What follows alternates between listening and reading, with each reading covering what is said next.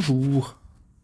Dans le cadre de nos corrections d'examen d'analyse de SMPCS2, nous entamons l'exercice 2 de l'examen final 2019-2020. Cet exercice 2, vous l'avez devant vous. Donc, trois petites questions. Nous allons montrer que l'intégrale de 0 à plus l'infini de sinus t sur t racine de 1 plus t dt est convergente. Alors, il y a deux problèmes. Problème en 0, problème en plus l'infini. Le problème en 0. Donc, nous avons que la limite quand t tend vers 0 de sinus t sur t égale 1. Et la limite quand t tend vers 0 de racine de 1 plus t, c'est égal à 1 aussi. Donc, la limite quand t tend vers 0 de sinus t sur t racine de 1 plus t est égal à 1. C'est une limite finie. C'est une limite finie.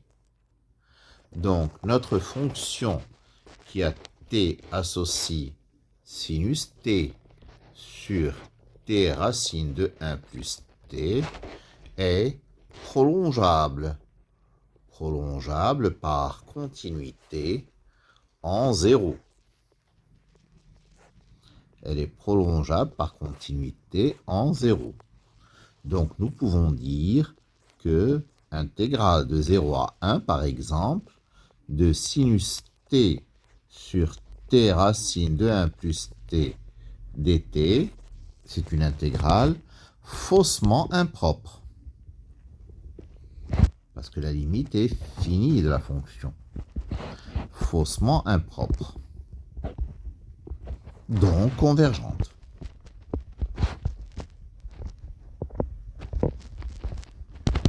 N'est-ce pas? En plus l'infini. En plus l'infini, nous avons valeur absolue de sinus t sur t racine de 1 plus t, n'est-ce pas, est inférieur ou égal à 1 sur t racine de t. Or, intégrale de 1 à plus l'infini de dt sur t racine de t est convergente. Ça, c'est une intégrale de Riemann avec alpha qui vaut 3,5 plus grand que 1.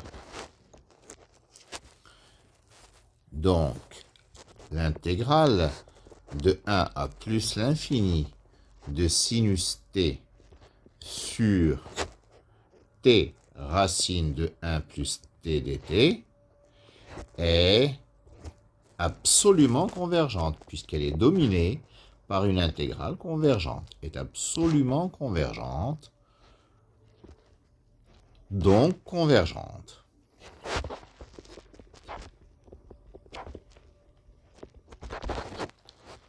Très bien. Puisque de 0 à 1, elle converge et de 1 à plus l'infini, elle converge, nous pouvons affirmer que l'intégrale de 0 à plus l'infini de sinus t sur t racine de 1 plus t dt converge. Deuxième question. Calculer intégrale de 1 à x de ln de 1 plus t. Donc, intégrale de 1 à x de ln de 1 plus t sur t carré dt. Bon, on va procéder à une intégration par partie. On va poser u égale ln de 1 plus t, v' égale 1 sur t carré. Donc, v égale moins 1 sur t, et u' c'est 1 sur 1 plus t.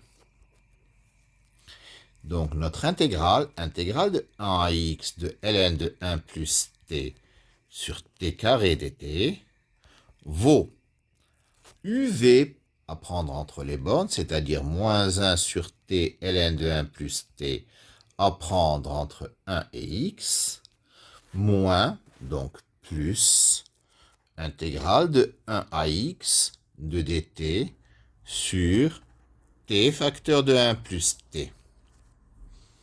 Pour x strictement positif, bien sûr. Ceci vaut moins ln de 1 plus x sur x plus ln de 2. Ça, c'est pour la partie entre crochets.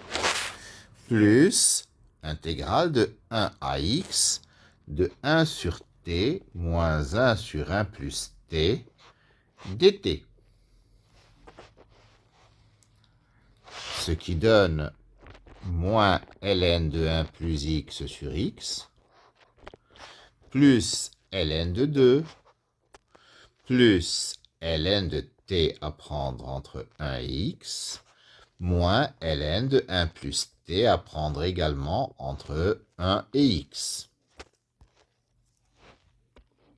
Ce qui nous donne moins ln de 1 plus x sur x plus ln de 2 plus ln de x moins ln de 1 plus x plus ln de 2.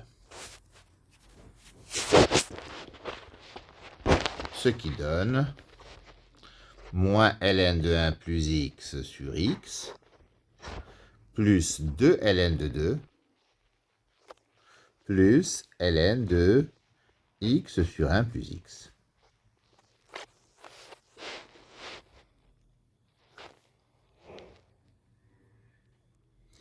Alors, en déduire la valeur de intégrale de 1, ce n'est pas x, c'est plus l'infini. Il y a une petite erreur, donc troisièmement, on va en déduire la valeur de intégrale de 1 à plus l'infini de ln de 1 plus t sur t carré dt. Alors, pour calculer ceci, il suffit, dans la question 2, de faire tendre x vers plus l'infini. Lorsque x tend vers plus l'infini, si x tend vers plus l'infini, ln de 1 plus x sur x tendra vers 0. X sur 1 plus x tend vers 1, ce qui fait que ln de x sur 1 plus x tend vers ln de 1, c'est-à-dire 0. Il nous reste que notre intégrale de 1 à plus l'infini de ln de 1 plus t sur t carré dt vaut 2 ln de 2. Parce que les quantités avec ln tendent toutes les deux vers 0. Voilà pour notre exercice 2 de l'examen de 2019-2020. Je vous remercie de votre attention.